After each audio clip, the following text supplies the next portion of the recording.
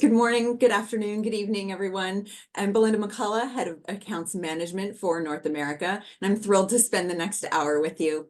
Welcome to our panel discussion on a topic that resonates deeply with the education community, student fraud.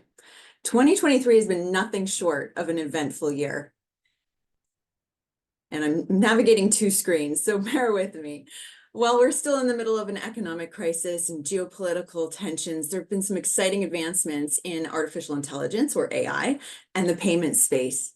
Fraud is real, as you can see from many of these headlines that we've pulled together. And according to a study by FeatureSpace Research, 70% of North American financial institutions have experienced fraud rates increased in 2023 alone.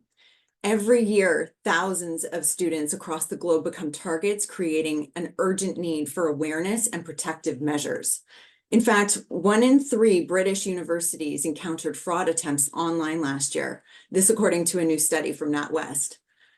So can we really keep up with the diverse types of fraud and new ones that are getting more popular? From bot attacks, malware, phishing, tampered apps, SIM cards, to investments and loans, accommodations, romance scams, stolen credit cards, and deep fakes. How can we keep track of it all? And how can students make sense of that all? So that's where we need to step in, demand a collective effort, and stay one step ahead to protect student funds. So today we also want to talk about the impact of fraud on students short-term and long-term. And along with the most immediate consequences of loss of funds, academic disruption, regardless the amount of money involved, there are severe psychological implications, such as losing confidence and trust and sense of security. Students can experience reputational implications like identity theft and emotional distress, while institutions face reputational damage, financial consequences, regulatory scrutiny, operational disruptions, loss of trust and credibility, and even legal repercussions. On our Converge podcast, the episode called When Milliseconds Matter, Preventing Fraud in an Instant Payment World, we learned that fraud, in essence, is preying on basic human psychology, psychology of victims of greed or fear. And that the compromise of data can happen in as little as 6 seconds. So today we want to view fraud from the lens of the education institution and understand how you can use fraud, you can use technology to your advantage and detect the most sophisticated threat and fraud patterns, keeping you and your students safe from automated attacks and scams. So most of us are aware that credit card fraud has been the most major type of fraud affecting our sector. But are there other types of scams that are gaining ground as well? I'd like to invite our panelists to give a quick introduction of themselves. And thank you all. I'm so glad that you could join us today for this discussion. We'll start off with Elise Loffman-Klapian. Hello, everybody. My name is Elise. I'm the Director of Cash Management and University Bursar for the University of Connecticut. We have roughly 32,000 students across 5 campuses. We have a school of law. We also have medical and dental schools. And for anyone that follows college basketball in the U.S., you might be familiar with UConn Huskies. We are the reigning men's national champs, not to brag or anything. And I look forward to today's conversation. Thank you.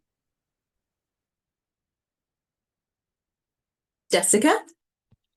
Absolutely. Yeah, glad to be here today. So I'm Jess, the Head of Financial Crime at Thistle Initiatives. We are a regulatory compliance consultancy, but I head up the really fun part. So looking at the financial crime aspect, everything through money laundering, fraud, sanctions, etc. But we focus a lot on fraud at the moment with our clients. I deal with a lot of financial services firms across the UK and Europe, so I can come with a little bit of a different perspective today. Nathan. Hi, I'm Nathan Harvey from the University of Reading. I'm the Campus Card Systems Manager, and my job is to look after the payment systems and solutions for the university. Yeah. Derek? Hi, everybody. I'm Derek. I'm a product manager at WorldPay, a payment service provider. And at WorldPay for the last 7 years, I've been helping our customers to manage fraud through the use of our fraud solutions. Thanks. And last but not least, Kevin. Hi, Kevin Clark. I am a director with Canberra of our compliance and risk investigations and analysis team. I oversee multiple teams focusing on both fraud and anti-money laundering investigations. Globally, we have a team of 60 dedicated professionals that are here to both, investigate issues when they occur, but ultimately try and protect our customers. Thank you. Well, team, what do you say we jump in and give everybody what they came here for and start this lively discussion?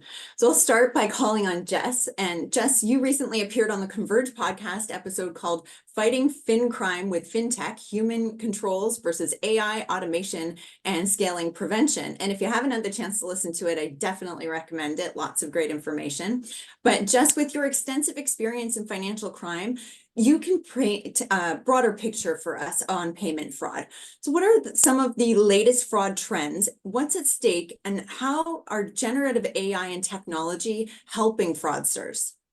Yeah, absolutely. I mean, yikes, that is a massive question. Also a massive title for the podcast I was on as well. Really, really long title there as well. So fraud is rapid, fast, and constantly changing. And that's what we're seeing a lot of the time. So obviously I focused on fraud in the UK and Europe predominantly.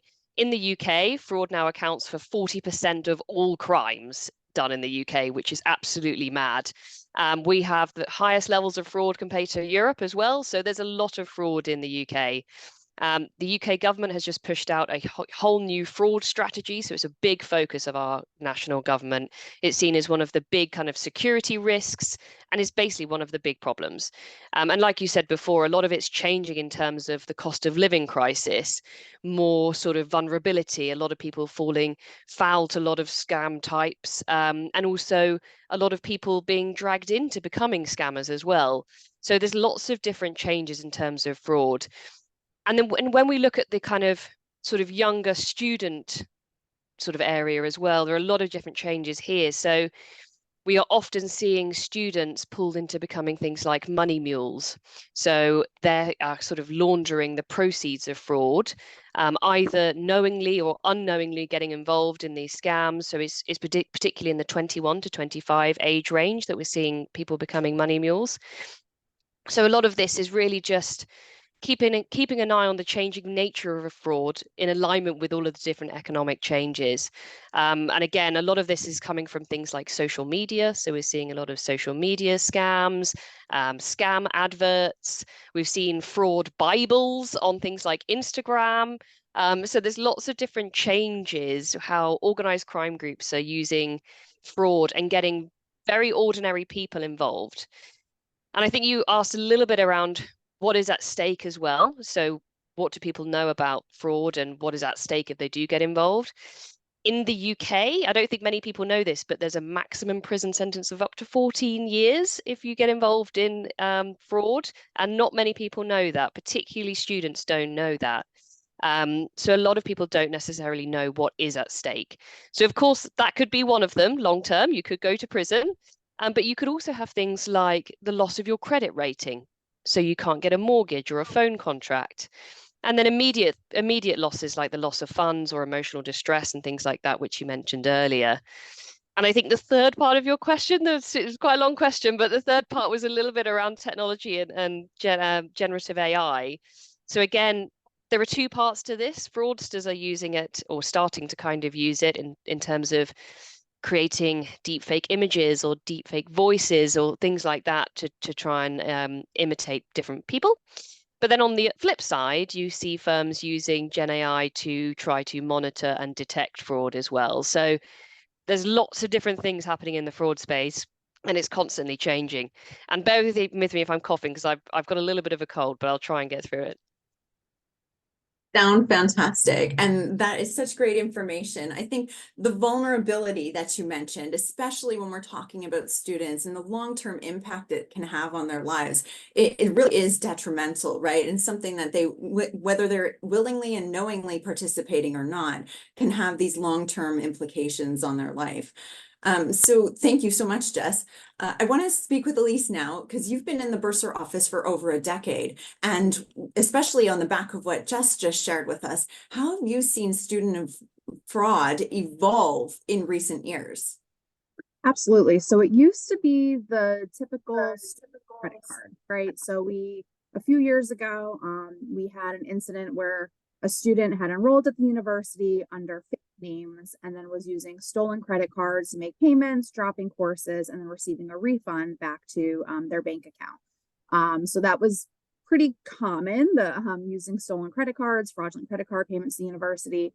But it's been evolving. I've seen a decline in that, I think, because we have better controls in place at the university now, and more technology to try to prevent that. And what we've been seeing is actually a shift to fraudulent ACH payments. So specifically in the past year, what we've seen, we came across accounts where they were making 10, 15, 20 ACH payments to their fee bill for one semester, which is very odd. That is not typical payment behavior. And we looked into it, they all were different bank accounts, which is even more particularly odd. So we do have a fantastic police department here on our campus. And so we contacted them and worked together with them to be like, this just seems a little odd. Can you help investigate this with us? And jointly we made contact with the student. And unfortunately, they were the victim of the scam. They were not the fraudster themselves. And what happened, it was an international student, and they somehow had gotten in touch with this person who said, oh, let me help you get your money to America. It's very difficult for you to open your own bank account. It's really challenging to get the money out of your home country to the US. You give me your money, and then I'll tell you what bank accounts you should use to pay your fee bill. I already have bank accounts in the US. I'll just give them to you, no problem. And so unfortunately, the fraudster was giving stolen bank accounts to our student, and the student was using those bank accounts thinking it was their own money and the fraudster's bank accounts to pay the fee bill. And so the student had no idea that they were being a victim in this scenario. So that was new. And I had heard from other schools in our state that they were seeing the same thing. So it wasn't unique. And I know other universities were involved as well, and they did actually pinpoint it to a specific person who was kind of running this, at least for our impacted student. So that was definitely a shift, moving from credit card to ACH. That was new for us. We hadn't encountered that before. And I think they get away with it a little bit more because they were using so many different bank accounts. It was lower dollar thresholds. So we never actually saw the payments being returned. The university actually never ended up in this particular scenario being out of money. I don't know if the customer that owned the bank account disputed with their bank and their bank ate the cost. I don't know that backstory. The university didn't get involved with that level of detail, but I think that's been evolving because they get away with it a little bit more. Because the university wasn't out money, we weren't able to press charges on anybody. We didn't have a crime against the university. It was really just for the student. So that's been a shift. We've also seen an increase specifically with scams regarding rent. Actually, just yesterday, I heard of an international grad student who went online trying to find housing here by the university to live in. When he came over here, he's a grad assistant working with the department. He gave the security deposit to the landlord, arrived here at the university, and there was no apartment. So he traveled overseas and had nowhere to live. And he was out that money. So the university actually has been assisting to pay for him to live at a hotel that's here on campus to help him recoup that money he was out while he's able to earn some funds working here and save up for an actual apartment. So that's definitely been on the rise as well. Thanks, Elise. And when you told me this story about the ACH fraud, I really was just floored and chilled ever since then, because it just speaks to the level of sophistication and how quickly these fraudsters are moving. And it really leans into the importance of why we need to have measures in place, not only to protect our institutions, but our students and ourselves. So this is a good time for us to pause and take a quick poll. And we are going to ask you about the measures that you have in place. So the question is, how does your institution share information about fraud prevention today? And we will start with the poll and just give it about 30 seconds.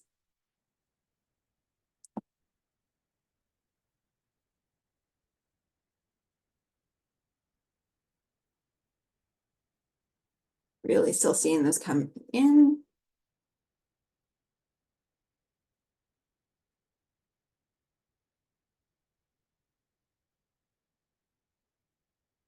right, and we're about slowed, so we're going to end the poll here.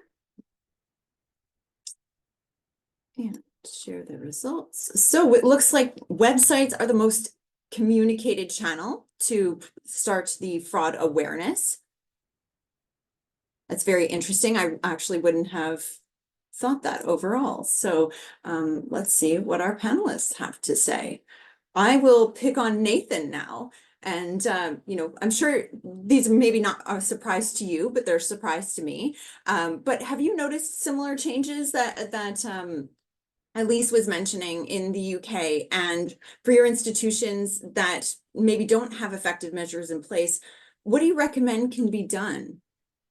Okay, so I think what we had recognized is we had some credit card fraud from students a few years ago, where they were using stolen credit card data. It looked like, I had one student use 159 different credit cards to try and make their payments. So, but that stopped a couple of years ago. In the last 2 years, whether we've done a good job or a bad job, I don't know. We haven't seen any fraud here, but we have done some work here to combat that. So it might be a result of that on there. And what we did was we looked at 5 areas of payments in general across the university. So we looked at, first thing we looked at was our accepted payment methods here, which we originally had was a bank transfer, credit cards, and the FX providers such as yourselves, Convera, on there. And we made a decision actually ranking them that bank transfers was our risk area, because with the other two, we have some strong customer authentication, stronger with, especially with the FX provider. You're very good at that. And with the credit cards we have, it's coming through now. SCA is coming through with PSD2 in Europe, but it's not across the whole world yet. So we decided to think bank transfers was our weakness. So we actually removed that from our system on there and stopped that. The next thing we did was look at number 2 is how we could know our payer. So again, when we reviewed it, we found bank transfer, as just explained, was the one which was at risk. So again, just another nail in the coffin for that. We then looked at student awareness, as you've mentioned here, is how can we make students aware of fraud? And for us, we've got our website, and for our invoices now, which we hand out, our statements and our reminders, there's a section on the bottom to make sure that students understand they should only use the recommended payment methods we have on there. Number 4 was we looked at our refund policies, because again, we're looking at things like not being victims or enabling money laundering on here because it's large fees. So we make it very, very clear we only refund back to source. That is something we stick to. Now, it's all well good saying that, and there's sometimes there are exceptions. We can't do it for some reasons. Then we've started to use yourself now, Convera, where we actually can upload people's paperwork if we have to do a direct bank transfer. So we can do some comparison, and it provides that extra barrier in the way. And the last one we did is ambiguity in the payment process. And what I mean by this is trying to make, and I think it's one thing universities we've got to do is try and make it very clear on how you actually pay the university and all your financial documents with it. So we now have one single web page which has how to pay, and everybody has to link to that. Previously, we had lots of different web pages and they all had different instructions on it. So, and then we also looked at our documents that went out, so the statements and the reminders and things like that. And it was quite amazing because it told the student how to pay. It then used the finance language like credits, debits. It then explained if you're struggling to pay, you can do this. And then at the bottom, it said how to pay. But students don't read. I hate to say this now, students don't read. Nobody reads. So you've got to think about this from a non-finance perspective, is remove all your finance ledger wording. So people don't understand what credit debit is outside of finance. Okay, so make sure you start saying things like you owe money or we owe you money. And then you want to put how to pay straight afterward. Then if you're struggling to pay, so restructure it, because it's, well, do I owe money? Yes. How do I pay? That's all I need to know on there. you know. And then if you do struggle, there's the 5% that need to read the rest. So I think ambiguity in the payment process is the one people need to look at, because fraudsters are looking at people, and if your people are confused, that's where you can commit fraud. I absolutely agree. And those are such great prevention tips. And thank you so much for sharing what's helped and worked for you. And, from yourself and from Elise, I think I see a common theme here of credit cards. And that's no surprise why we've brought Derek in from WorldPay. And, WorldPay's fraud site screening solution actually takes fraud detection and prevention to an enhanced level.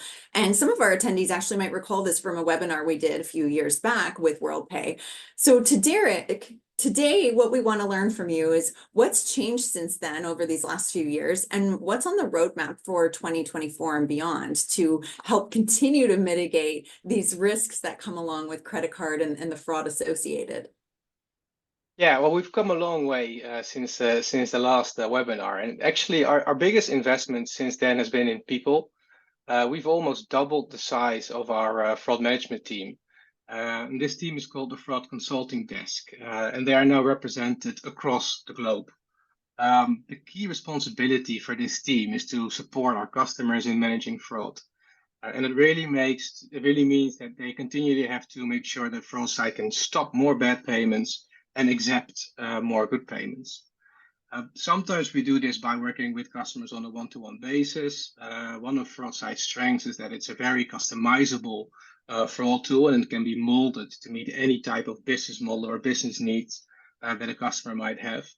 But another tactic that we do is the implementation of additional kind of fraud strategies. So fraud patterns, they continue to evolve, and new fraud patterns emerge all the time.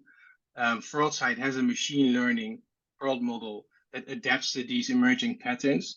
But what we've seen is that by the deployment of additional fraud strategies by our fraud consulting desk, we can adapt to these new challenges even quicker. And this year, for instance, we've implemented strategies which counter the rise of bot attacks, card testing attacks, account takeover, bonus abuse, and wallet fraud. We've also added more features to FraudSite, and it now supports 3 different types of risk checks, and they all take place at a different stage in the payment process. The first risk check that's available is before authentication risk checks. And you can use this risk check as an input to a decision to say, do I want to do 3DS, or do I don't want to do 3DS? And you want to do 3DS to reduce the risk of a transaction. You can also choose to not do 3DS if you see it's a low risk payment and you actually want to avoid friction, because that in turn will help you to increase your acceptance. The second risk check is the before authorization risk check, which takes place after 3DS. This transaction can use the 3DS outcome to further enhance your decisioning. And you could, for instance, choose to only accept transactions where liability has shifted to the issuer. And then finally, there's the after authorization risk check. And this risk check can do a risk check based on the largest data set possible. And that's because we have the authorization data returned from the issuer, which gives kind of the best end-to-end view of a transaction. FraudSite users can choose to use only one of these risk checks, or they could use a combination of all 3 risk checks, whatever meets their needs the best. And then looking forward for 2024 and beyond, we want to extend our risk checks beyond just payment events. And what we really want to do is deploy risk checks on account creation and login events. So that, for instance, we could see if a password reset link has been sent just before an account was logged into, or whether the account is accessed through a device that it's always used to access this account, or if this account has never been associated with the device before. And all this data can then feed into the following risk checks when the payment is actually made. These risk checks are so critical. I almost started taking a tally of every time you were saying risk and risk and risk. And, I think as the scams and the fraudsters become more and more sophisticated, our measures to prevent them have to become more and more sophisticated as well. So that brings me to Kevin, and Kevin is Convera's risk, again, compliance director. I think you can speak to our organization's focus and investment in risk and compliance programs. So what are some of the capabilities that maybe weren't present before? And especially since some of our clients have been with us for years now, what does that evolution look like? Yeah, so we are certainly going through an evolution at Convera, and what that really means is a end-to-end re-engineering of our entire payment platform. And I think you've heard it both from Jessica and Derek, where capabilities are going to change, and ultimately comes down to something somewhat simple, which is data capture. These different data elements need to be present and captured in order to feed. We talk about AI, we get excited about some of these things, but it still starts at a very basic level. You can't detect fraud or flag fraud quickly at the time it occurs unless you capture some of those necessary data elements to feed into some of these risk decisioning engines, whatever it may be. And that's really just saying, if factor A is here, if factor B is also present, then likely it is fraud. And it is somewhat as simple as that. But to do that in real time, you have to start at the data. And so going through this end-to-end reimagining of our payment system, it gives us two different capabilities that I think will really help us on the fraud standpoint. And that's capturing the data and then being able to quickly leverage it and put it in a real-time decisioning model, which for fraud, it is so critical to be able to do that in, under a second in some scenarios, and turn it away at the point of transaction. So that's a big piece of it. And then the other just secondary aspect to, besides preventing the fraud, it's for the purposes of a student going to pay their tuition. It's driving transparency to that payment journey so that we can avoid some of the confusion that Nathan mentioned earlier. So if a student, it's simple for them to understand how to make the payment, and they're not going to be redirected to some complicated interface or confused by banking terms, that can just help them avoid a situation where somebody can redirect them into maybe submitting a payment to a method that they shouldn't. And so we're doing a lot to just increase the transparency in our platform so that the payment journey is as clear as possible to the student and the university, so they can see those funds travel from the country they started into where they end up. It's incredible. It's again, the sophistication is changing so quickly, and it's hard to be on our toes. And you said it's critical to identify this in under a second in some cases. So doing that, we have to understand what kind of measures that we do have in place and how effective they are. So we're going to pause again here for another quick poll. This one around the effective measures to mitigate those polls. And I'm curious how all of you attending believe that your institution has these effective measures to mitigate student fraud. Coming in fast, so we'll give it 30 seconds or so.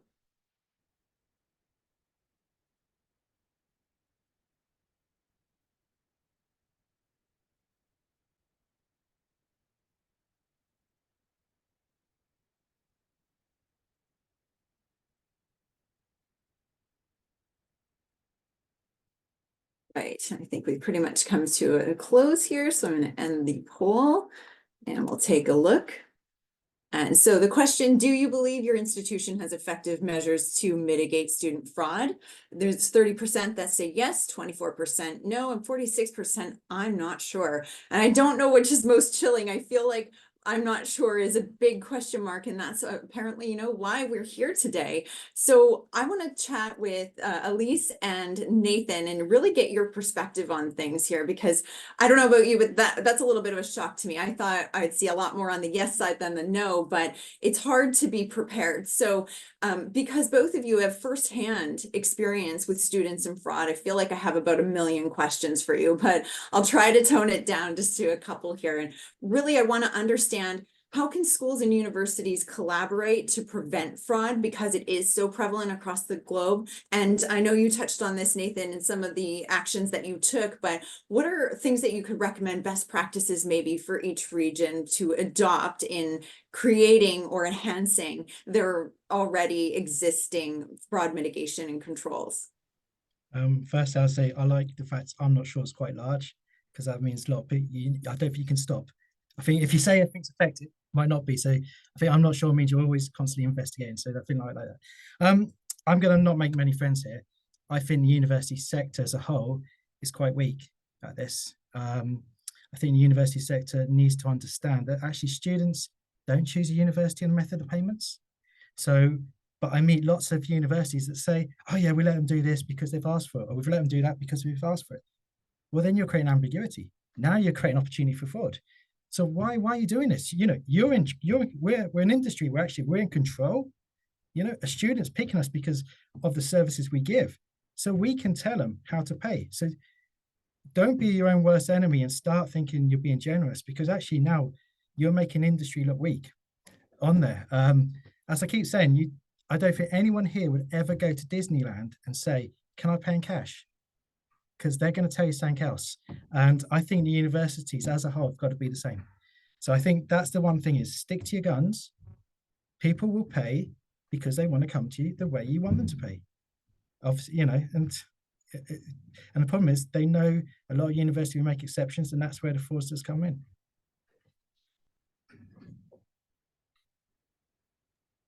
Yeah, to add to that, and going back to something Nathan had mentioned earlier about eliminating the direct bank transfers, that's something that we had also stopped allowing several years ago. And one thing that I can recommend is, even if you think you don't have your banking information out there anymore, Google yourself. We thought we removed it all from online, and we still had a pretty high volume. So I just Googled it, and sure enough, there it was. It was still out there. There was one page that hadn't been shut down on our side. So that's an easy, quick thing you can do. Google so you can find it. And then if you do, let your IT know, they can help you take it down. It also floats around with students. Again, this is very typical amongst our international student population, where we still were getting a pretty high volume. Even though we did our best to publicize, like, no, we don't do bank transfers, we don't give out our banking information, please pay through Convera, here's our other payment method options, but we still were getting them. So we'd contact students, we'd be proactive. How did you get this information? Oh, a friend of mine had it. And so, especially from home countries, they're from the same school, they all know of UConn. So, oh, well, I came to UConn from China because my friend from school went to UConn and they gave me the banking information. They seem to be a very tight-knit community, at least here at UConn, amongst the international student population. So we partner very closely with our International Student and Scholars Office, and they do an orientation for every incoming group of international students before the fall semester begins, and we present with them to go over the payment options. We do now start to cover some things to be aware of in terms of fraud and scams on the payment side. Like I said, also like on the rental property and other things like that. So I do recommend for universities partner with other offices on campus to try to proactively get information out there as well. Like Nathan said earlier, students don't read. You can send all the emails you want. It's great to have information on your website. Students aren't going to my website to look for how to get away from fraud. I mean, it's great to have it out there, but they're not being proactive. That's not on their mind, especially if they're new coming to UConn. They're 17, 18-year-olds, all excited, potentially moving from another country here. That's not what they're looking for at UConn.edu website, So partnering with those offices that have more direct contact with the student, especially if it can be face-to-face or online like this, not a written publication, that seems to be more effective. It's a little more challenging to be able to do that and time consuming, but we definitely find that's more effective than just putting something in a written email or on our website. Thank you. Yeah, that's a great value in all of that, right? Education is important as much as, I mean, Nathan, you said you didn't maybe have the favorable opinion, but you do have to kind of dictate to make sure that you yourselves are staying safe as an institution and offering those safe methods. What we've seen on our side is with the adoption of WorldPay in the UK specifically, that there's been a significant reduction in these fraud instances, and it really has resolved a lot of the issues around fraud that's associated. So Derek, in your case, would you say that there are any regional discrepancies when it comes to that type of fraud and the payment method involved and the impact that it has on students? Yeah, we definitely see some fraud trends. If you look at the most common fraud types, kind of per continent, let's say, you can see that in EMEA, scams are really predominant. In Latin and North America, we see that third-party chargeback fraud is the most common fraud classification. But in North America, we also see a significant portion of true identity theft. But it is good to know that a lot of these kind of fraud types, they seem to verticalize a lot. So these fraud scenarios are very prevalent in e-commerce, whereas in gaming and gambling, for instance, bonus abuse is by far the biggest fraud type. So fraud types don't really follow regional trends, but they much rather trend in specific verticals. Where we do see kind of a clear regional trend is the methods of attack. So in EMEA, we've seen the highest rise in bot attacks with a year-on-year increase of 75%. And in North America, human-initiated attacks saw the biggest increase with a year-on-year increase of 57%. Now, we don't know for certain why these differences exist, but it's very possible that on average in North America, there are much better defenses set up to be protected against bot attacks, and therefore human-initiated attacks can yield much better results for the fraudsters. What we do know for certain is that every kind of type of attack, every method, every kind of fraud classification, they all have different trademarks. So it's good to investigate what are the most common fraud scenarios for your organization, and make sure that you can tailor your fraud strategies to those prevalent fraud attacks which are prevalent in your region and your vertical. Investigation really might be the first step to fraud prevention and getting us to a place where we are a little bit safer. So Jess, I want to turn back to you. Earlier, you spoke about the risks with AI and how scammers are utilizing it to get more sophisticated, making fraud look real. And so based on what Derek just said with investigating those fraud scenarios, how can technology help us in fraud detection and prevention? Yeah, definitely. I mean, technology and AI are literally the biggest words right now. Every single financial crime conference I've gone to in the last couple of weeks, we're all talking about what AI can do. And also, I think we should also be talking about what it doesn't quite do yet as well. So, I mean, on the fraudsters side, they are, of course, using it to do things like we said before, deep fake photos for identity theft, deep fake voices. So things like my voice is my password, those kind of things. And of course, if you put loads of videos of yourself out on Instagram, they have a lot to go on in terms of creating that password from your voice. And they're also doing things like using AI to draft up pretty good phishing emails. There's loads and loads different techniques that the fraudsters are using. And then on the side of detection, actually, before I get to that, so still on the fraudsters point, I do want to counter that slightly, that whilst there are lots of opportunity for fraudsters to do really fun things with AI, ultimately a lot of them are sticking to the simple stuff. So a lot of the simple old school fraud techniques around, social engineering, that kind of thing, those are the much simpler ones, and they still work really well.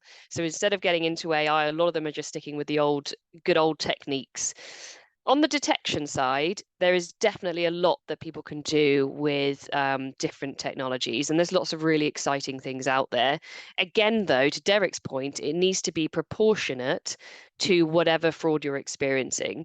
So I wouldn't jump headfirst into getting an all-singing, all-dancing AI detection solution, because quite often you won't need it. So really looking at what sort of typologies are you seeing, and what sort of controls should you build in order to detect those types of frauds. So things like anomaly detection. So a lot of AI can take a lot of data and then look at what normal patterns are and then detect anything that's different from the normal pattern. But to do that, you need to understand what's normal. So you need to have in place the data points to understand what are the normal sort of transaction flows, and then what is anything that's different out of that flow. And then, of course, it alerts and triggers, and then you go and investigate and have a look at that pattern. But there's loads of other things like behavioral analysis, biometrics when you're looking at onboarding, real-time monitoring. There's lots of different things that you can do, but I want to definitely stress that you can get drawn into lots of expensive tools that perhaps you don't necessarily need, and just really understand what your risks are and find the right solution for you.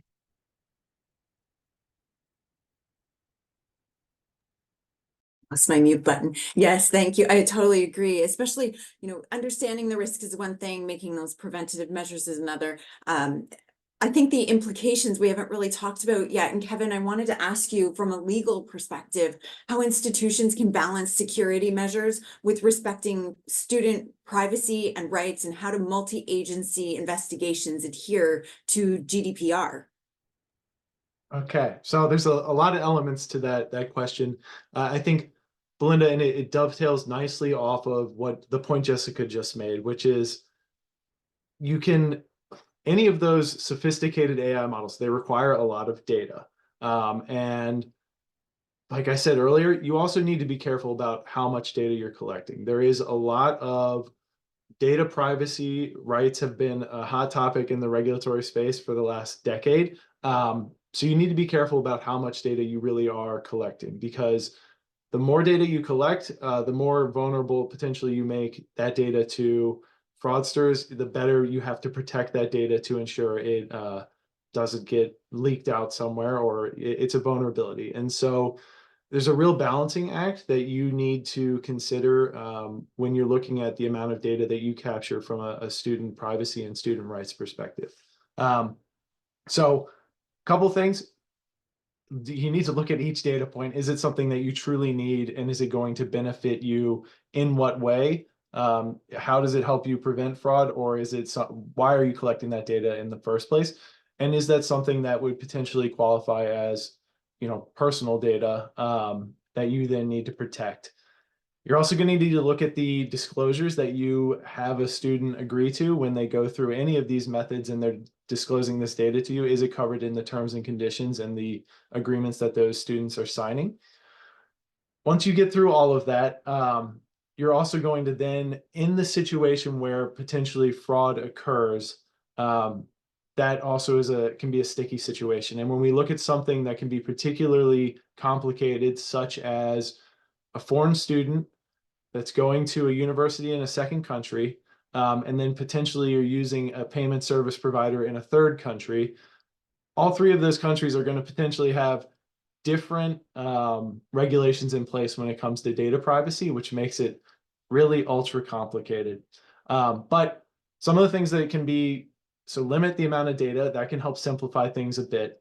But also, when it comes to a situation where there is a legal request, maybe it's a subpoena or something along those lines, you're going to need to look at the applicable regulations in both the country where you actually have the data, the country where the student provided the data from, and then anywhere along the path that these funds may have touched. All of those things will come into play. I can tell you from the Canberra standpoint, it gets very, it's a sticky situation. Again, I'm going to say that again, because you're going to have to look at what are your regulatory obligations that you have to fulfill. You're going to have to look at the jurisdictional, to give you the simplest example, a US subpoena it's going to brush up against the GDPR in Europe. And so limit the amount of data you're collecting, only collect what you need. Make sure that the student, you're advising them in the terms and conditions of what they're actually agreeing to when they provide you that data.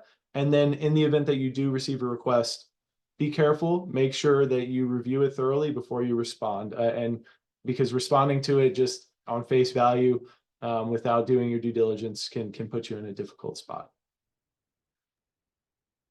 Thank you so much. So to all of our attendees, we did have a couple more questions, but I'm conscious of time and also that the Q&A is starting to fill up with some really interesting questions that I'd like to open the panel up to. So thank you all for this brilliant discussion. I think that we've already kind of talked about some really great takeaways and actions that our attendees today can take. But I do want to focus a little bit on some of these questions. Before we do that, are there any last or further remarks you want to make before we open things up? All right, well, all right, let's jump right in. Oh, sorry, did somebody say something?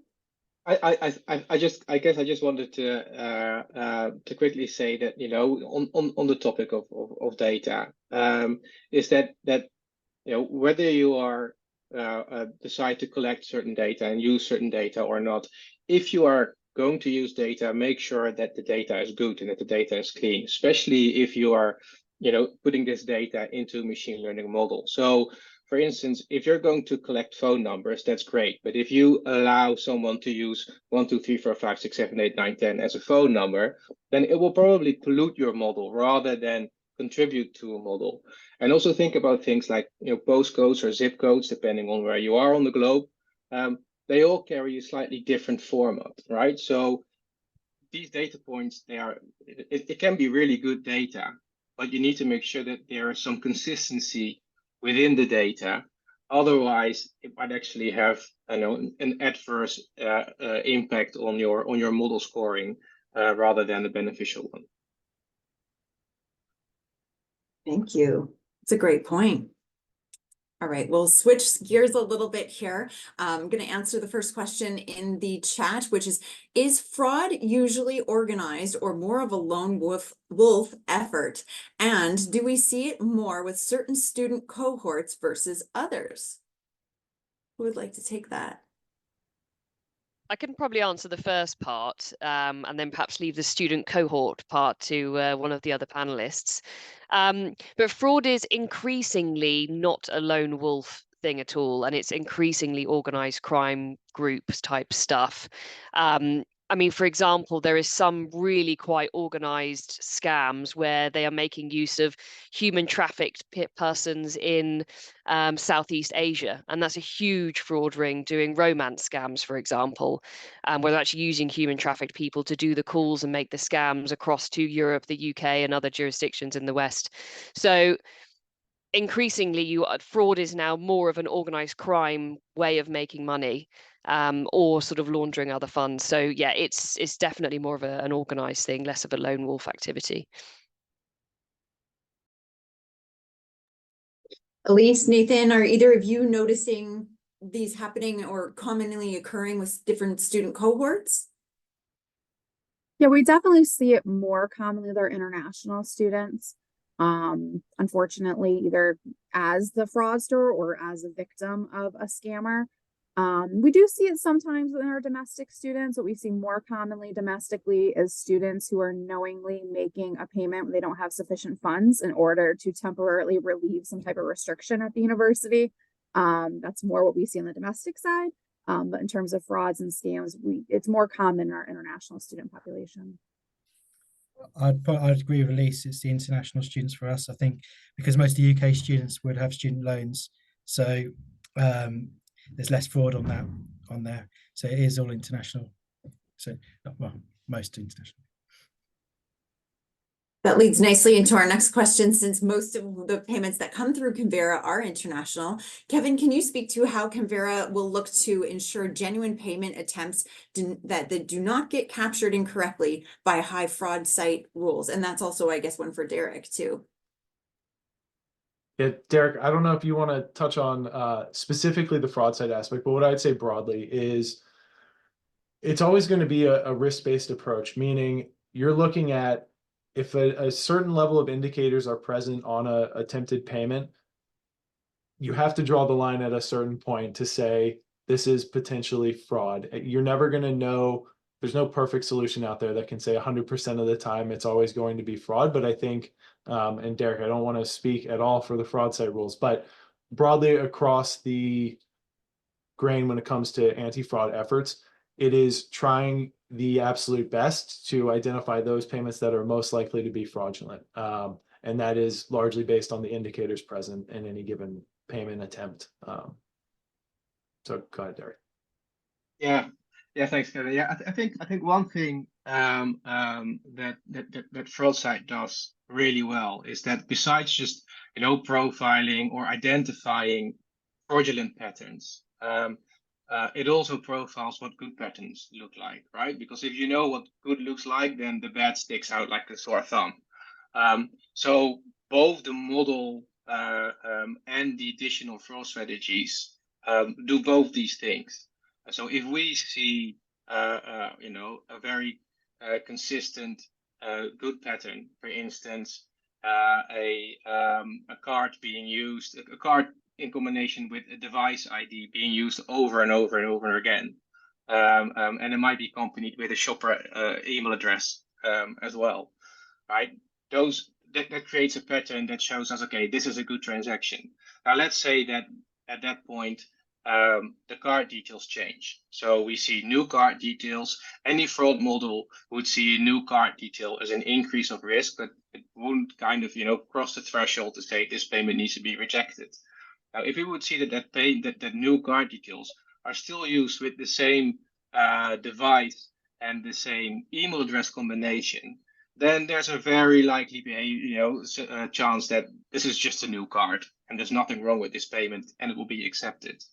If we see a new card and a new device, or a new card and a new email address, that would possibly then tip the model score over a certain threshold, which would block the transaction.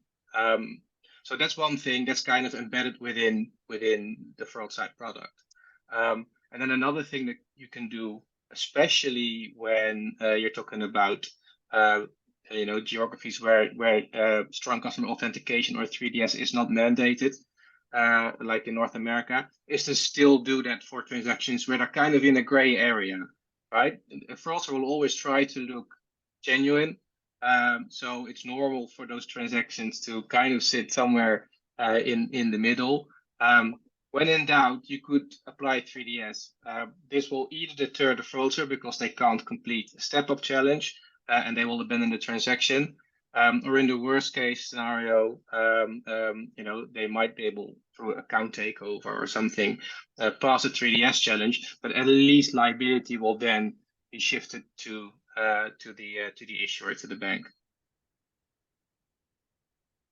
Those are great insights. And we are nearing time, but we have quite a few questions here that we'll try to answer all. I do want to remind our participants today, and thank you all again for joining us. There is a tools and resource sections at the bottom right-hand corner of the webinar, and we've got lots of links and information for you to take away. And as well, we are recording today's session. It will follow with an email notification. So please feel free to send that out, watch it again, ask us questions. But just to keep the momentum going here, we have another great question in the chat. And it says, if the payment is coming from a third party and paying for a student with no active registration with the university and requested a refund, how and what process does the other university use? So maybe Elise or Nathan, I know you touched a little bit about refund policy, but maybe one of you could take the reins and start us off. Yes, it's a good question, actually. Again, we've made it very clear it has to go back to the original source. Simple as that. So we're not going to aid and abet what obviously looks like money laundering, to be honest there. So it's very strict in our policy. We stick to it, like glue. I think it's about being consistent with your rules. and because they're trying to bend you as well. I think that's the problem. Forces are trying to bend you and say, yeah, but because of this and this and this. No, the rules are this. You've got to stick to them. That's just my opinion on it. Yeah, we do similar. We try if the payment comes in and we see it's not an active or current student, there's no reason for us to think they're going to be enrolled. We try to immediately reject the payment or return it back to the source. If we don't catch it for whatever reason, they request a refund later. We do the same as Nathan. So we will return it back to the originating source, especially if it's coming overseas, particularly then. Thanks. And some of this stuff might feel like common sense, but until it's a problem, it's not really a problem, right? We don't have to think about it and worry about it. And then that brings me to the next question, which says, we're seeing a huge increase in payments by e-transfer from people in Canada on behalf of international students. Should we be concerned? Anybody want to take this one? Belinda, I'm happy to. I would be a little bit worried, to be totally honest. I have seen this pattern previously. So especially if, and I think it's worth drilling into the data a little bit, particularly for those students. Is there a connection to Canada across the board? There could be a reasonable explanation there. Maybe there's a certain community of people that have connections to Canada. So I don't want to say there's a possible explanation for any of these things, but we have seen this type of patterns, particularly with Canada in the past. So something that I would certainly drill into, maybe try and speak to some of the students that have been involved. Great suggestion. Nathan? I just add to that, we had something similar as well, where a particular card was used for a group of international students from the same country. And a bit like that, we actually involved our immigration team at the university as well. So actually transferred over the investigation to them, and they realized there was actually a problem as well, because we spotted it at the payment side, and then they noticed actually the immigration side doesn't match up with the paperwork. So sometimes also work with your other teams, and the payment indicator might be just the indicate that there's fraud going on, but it might not just be payment fraud. This could be it actually led to something else, as immigration fraud or attempt of trying to get visas into the country. That's great. Thank you. So we are down to 1 minute here, and just to be respectful of everybody's time, I think we'll take one more question. And I mean, if we didn't get to your question today, I'm so sorry, but please reach out to your account manager or to myself, and I'll put my contact detail on the screen or in the chat. But we'll answer this last question because I do find it very compelling. Is there a best practice on what we can do if and when students suspect a student of committing fraud? For example, we had a student who made deposits from their account to almost 30 different cards. Our campus police said that there is nothing we can do on our end since no one, the card holder or card holder's bank or vendor, didn't reach out as victims. Yeah, so what advice? we would do, sure, what we would do in a scenario like that is the first thing we would do is we'd make sure we're not issuing any refunds. Or if we are, it's only back to an originating card. But I do understand the feedback that they receive from their police department, because we've had that as well. If the university hasn't actually lost any funds, then we aren't the victim of any crime until that point. So we do work close to the police department, like I said before, but the first thing I would do is I would just make sure we're not refunding unless it's going back to the originating card. So at least then we know we're not putting ourselves at risk of losing money or continually helping the fraudster. That's great advice. Anything to add from anyone else? Yeah, you could block the payments, right? You could simply not accept them. It's a tricky thing. You don't want to play too much in the hand of a fraudster and go into too much detail as to why you're not accepting them, because then you open the door for them to find a way around it. Yeah, you could simply not accept the payments. Usually, if payments are genuine and transactions are rejected, the student would reach out to you and say, "Hey, I'm trying to make these payments. Why is it not working?" And that kind of opens up the door to a conversation with the student for you to look more closely into these transactions and determine, whether they are fraudulent or not. I'll just add one more thing there. Local campus police probably might not be able to help that much. Depending on where you're located in the US, you can submit a complaint to the FBI. There is a cybercrime division there that can look into these things. So that would just be another recommendation. I'll just say for the UK as well, we've got Action Fraud as well, which is the same sort of thing for spotting this sort of cybercrime as well. Prevention is a big part of all of this, and it has been a great theme here. And we've really shown the benefits of fraud mitigation and prevention through the avoiding costs and capturing more revenue, increasing that student loyalty and protecting the institution's reputation.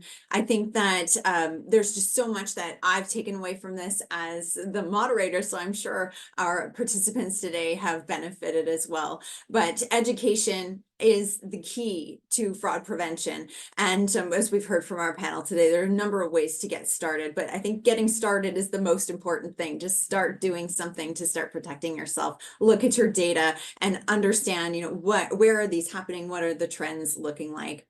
So I want to thank everybody. Thank you to my panelists today for joining me and having this wonderful discussion. To all the participants, I appreciate your time and your attention and your engagement today. We appreciate everything so much, and we will encourage you to take our survey that will come out, and that helps us guide what our content looks like for the coming year. Please download the resources and watch the repeat watch out for your email for the recording, and have a lovely rest of your day or evening. With the holiday season upon us, I wish you all the best this holiday season, and I can't wait to see you again in 2024. Thanks so much, everybody, for joining us. Have a wonderful day.